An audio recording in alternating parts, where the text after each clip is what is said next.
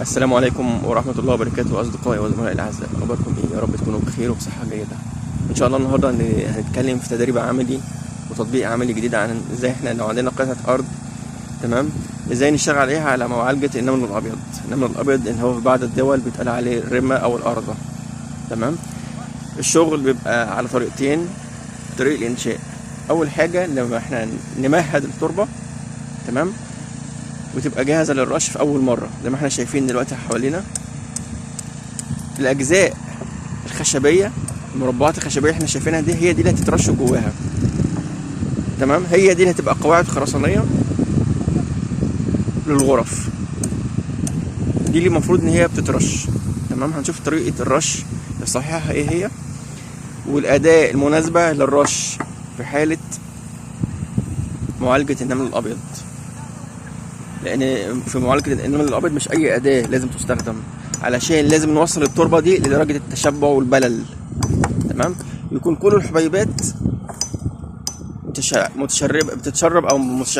بتتشرب المبيد بكمية مناسبة علشان تنزل التربة تحت، علشان توصل للنمل الابيض زي ما احنا شايفين دلوقتي.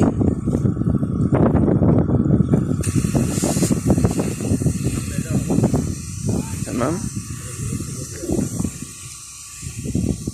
ده مسدس الرش، وجاي من خرطوم، متركب على موتور سيارة. طبعا احنا شايفين دلوقتي كويس جدا، احنا شايفين مدى انتشار كميات المبيد المخلوط بالمية.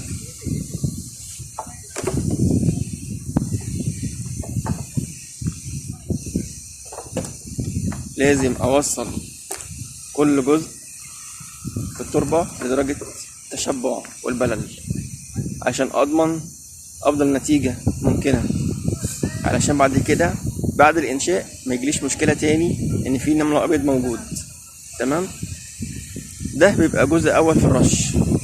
يعني دلوقتي لسه التربة ممهدة زي ما احنا شايفين، بعد كده بيتصب قواعد خرسانية، بنيجي تاني نرش، يبقى في رشتين، تمام. لكن بيبقى في فرق بين الرشه الاولانيه اللي هي موجوده فيها دلوقتي والرشه الثانيه اللي هي قواعد الخرسانيه. الرشه الاولانيه احنا بنرش الاماكن المحدده حوالينا، الرشه الثانيه بنرش المساحه ككل، تمام، عشان بس نبقى عارفين كلنا.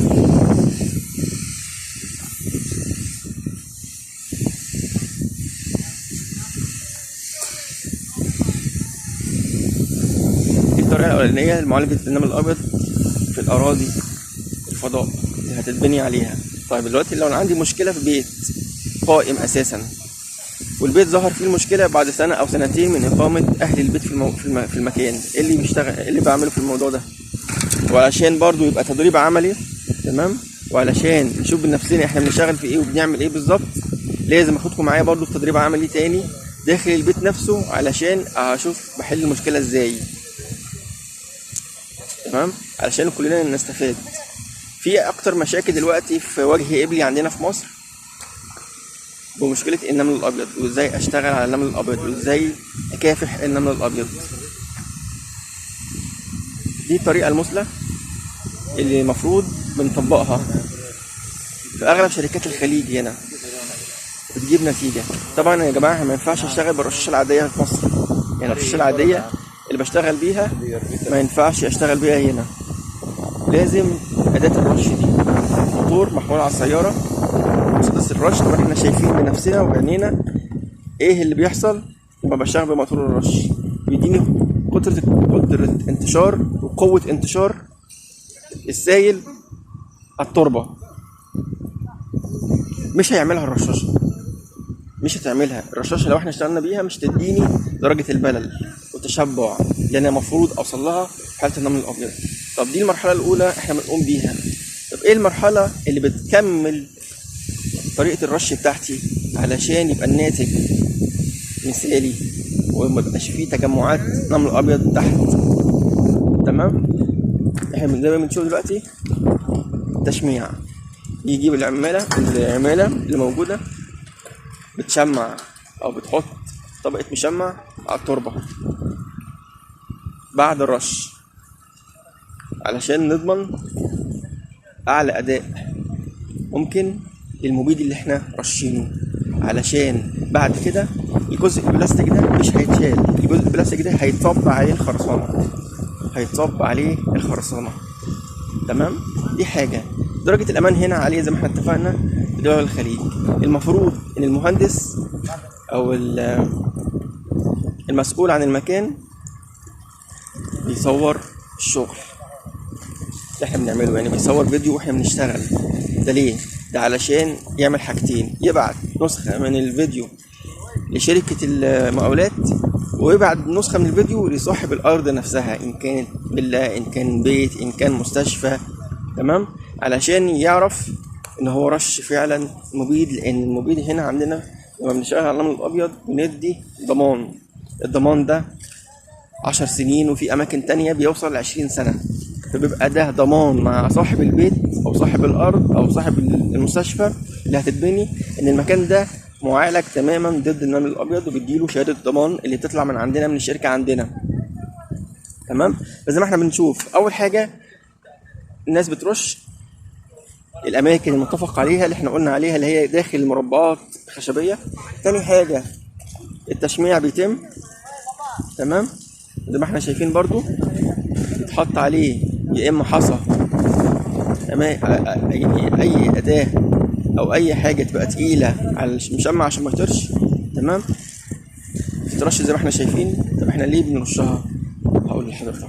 دلوقتي احنا عندنا هنا درجه الحراره عاليه، يعني انا دلوقتي بكلم حضرتك الساعه 7 صباحا ودرجه الحراره 35، تمام. فعلشان نسيب التربه محتفظه بالمبيد اطول وقت ممكن ما تتبخرش نتيجه الحراره، بنجيب الميه زي ما احنا شايفين العامل دلوقتي، نجيب الميه نحطها على الاكياس المشمع اللي هو التشميع، فبتاخد وقت معايا في التبخير مع الحراره. يعني الميه اللي فوق دي اللي على المشمع قبل ما تتبخر يكون المبيد من تحت اشتغل وتتوغل في الاعماق. طبعا احنا عارفين ان لازم وقت معين علشان التبخير ده يتم، يعني ما ينفعش اكون بشتغل دلوقتي وامشي وما يكونش فيه تشميع والحراره تبقى موجوده وشديده اللي هي بتوصل 45 و50، تمام، والمبيد اللي انا رشه ده يتبخر ما يستفدش بيه التربه.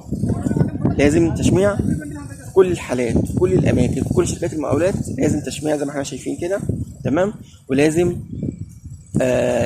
طبقه الميه علشان تديني وقت اطول في معامله تبخير، علشان الارض تستفيد من المبيد اللي انا رشه وميبقاش فيه اي مشاكل.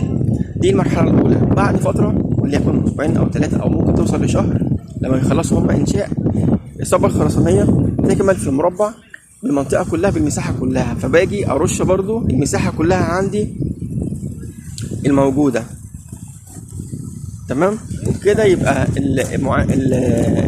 طريقه الشغل اتنفذت صح. ما ينفعش انفذ طريقه الشغل مره واحده بس اللي هي دي او اللي انا بتميها دلوقتي، ما ينفعش. المكمل بتاعها لما الصبغه الخرسانيه تنزل الارض، تمام، والقواعد الخرسانيه تنزل، ببدا اكسل المكان كله واشبعه بالمبيد، وبيجوا برضو بعدي بيشمعوا زي ما احنا شايفين كده، تمام، علشان يبقى فيه اقصى استفاده للتربه من المبيد اللي انا رشه. طبعا المبيد صحه عامه، مبيد خاص بالنمل الابيض، تمام، علشان نضمن اعلى اداء. طبعا احنا اي مكان بيدي شهاده ضمان لشركه المقاولات اللي بيتم التعامل معاها، ولو في خلل او في مشكله احنا بنيجي بنشتغل تاني بنحل المشكله اللي موجوده، تمام. دي الطريقه الاولانيه لو الارض تحت الانشاء. ان شاء الله هوريكم فيديو تاني الطريقه التانيه لو بيت قائم وحصل فيه مشكله، المشكله بنعرفها ازاي وبيبقى علاجها ازاي. انا اسف لو طولت عليكم، بس هي كانت لازم اشرح لكم عملي، ولازم يا جماعه معلش الشرح ياخد وقته عشان نعرف، عشان في واحد بيبقى متعلق بمعلومه نفسه يعرف المعلومه دي بجد والله، صدقوني عن تجربه شخصيه، يعني نفس الواحد بيبقى عارف معلومه بس مش بيلاقي من كتر البحث، مش بيلاقي المعلومه دي يعرفها منين. فلازم نعرفها صح ونعرفها كامله، ما ينفعش تتقص، تمام. شكرا جدا ليكم، وده كان طريقة لرش النمل الأبيض في مكان قبل الإنشاء. السلام عليكم ورحمة الله وبركاته.